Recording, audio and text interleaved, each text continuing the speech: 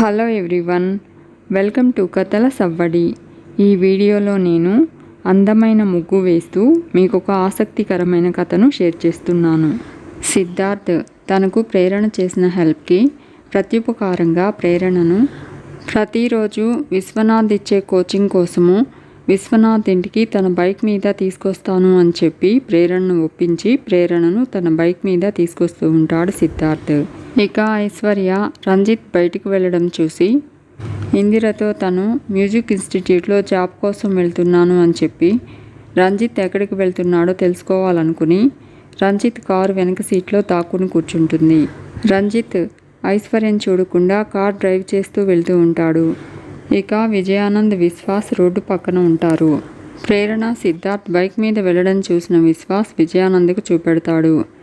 విజయానంద్ ప్రేరణ సిద్ధార్థ్ని చూసి, వాళ్ళిద్దరికీ ఎంత పడదన్నావు, పచ్చగడ్డి వేస్తే బగ్గుమంటుందన్నావు, మరిదేంటి అని అడుగుతాడు. విశ్వాస్ నాకు అదే అర్థం కావట్లేదు సార్ అంటాడు.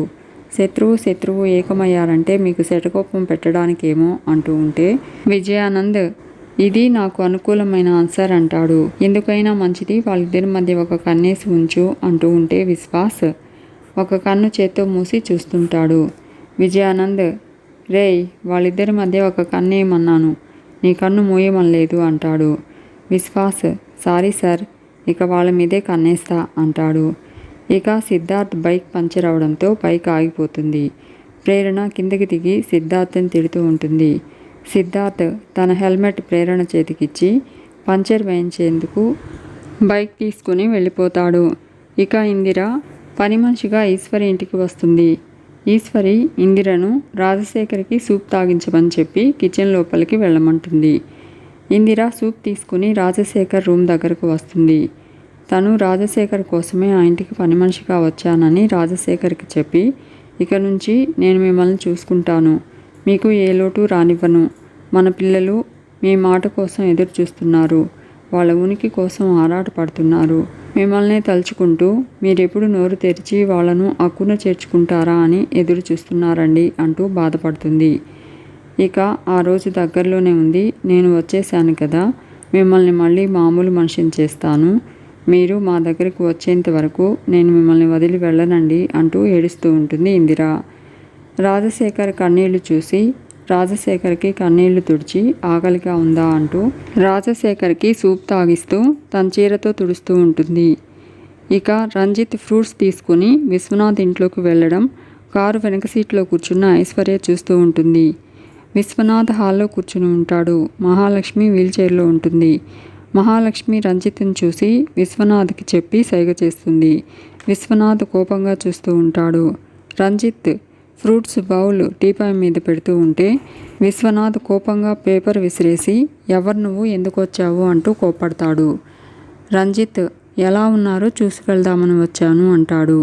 విశ్వనాథ్ ఇలా ఉన్నాం, నువ్వు చేసిన గాయం మానలేదు, జరిగిన ఘోరం మర్చిపోలేదు, ఇంకా మా ఊపిరి ఆగిపోలేదు, చావు రాక బ్రతకలేక చస్తూ బ్రతుకుతున్నాం అంటూ కోపడతాడు. రంజిత్ నన్ను క్షమించండి అంటాడు. విశ్వనాథ్ క్షమించడానికి జరిగిన నష్టం, నువ్వు చేసిన తప్పు చిన్నవి కావు, జీవితాలనే అతలాకుతలం చేసేసింది, క్షమాపణకు తావులేదు, నీకు ఇంటికి వచ్చే అర్హత లేదు, వచ్చిన దారిని వెళ్ళిపో అంటాడు. వెళ్ళమని చెప్తే అర్థం కాదా అని అడుగుతూ ఉంటే రంజిత్ నన్ను అర్థం చేసుకోమంటున్నాను అంటాడు. విశ్వనాథ్ ఆ టైము వయసు రెండు దాటిపోయాయి, నువ్వు ఇక్కడికి రావాలని ఎవరూ కోరుకోవడం లేదు, గతం నుండి ఇంకా ఎవరూ తేరుకోలేదు, నువ్వు రావడం వల్ల మా బాధ రెట్టింపు అవుతుంది తప్ప నీకు గుర్తింపు రాదు, అది నువ్వు ప్రతి క్షణం గుర్తుంచుకోవాలి అని అంటాడు విశ్వనాథ్. మహాలక్ష్మిని దూరం నుంచి చూసి బాధపడుతూ ఇంట్లో నుంచి వెళ్ళిపోతూ ఉంటాడు రంజిత్. విశ్వనాథ్ రంజిత్ తెచ్చిన ఫ్రూట్స్ బౌల్ బయటకు విసురుతూ ఎవరి సానుభూతి కోసం వెంపర్లాడట్లేదు అంటాడు. కింద పడిన ఫ్రూట్స్ని ఏరుతూ ఉంటాడు రంజిత్. ఐశ్వర్య రంజిత్ని చూసి ఏమైంది ఇతనికి అనుకుంటుంది. తెచ్చిన ఫ్రూట్స్ అతనేమో విసిరేశాడు, ఇతనేమో అవన్నీ తీసుకుంటున్నాడు అనుకుంటూ ఇతనికి ఆ ఫ్యామిలీకి ఏంటి సంబంధం అని అనుకుంటూ ఉంటుంది ఐశ్వర్య. రంజిత్ ఫ్రూట్స్ అన్నీ బౌల్లో వేసి ఇంటి బయట ఉంచి కారు దగ్గరకు వస్తూ ఉంటాడు. కారులో ఉన్న ఐశ్వర్య రంజిత్ రావడం చూసి కారులో తాక్కుంటుంది. మహాలక్ష్మి బాధగా ఉంటుంది. విశ్వనాథ్ కోపంగా చూస్తూ ఉంటాడు.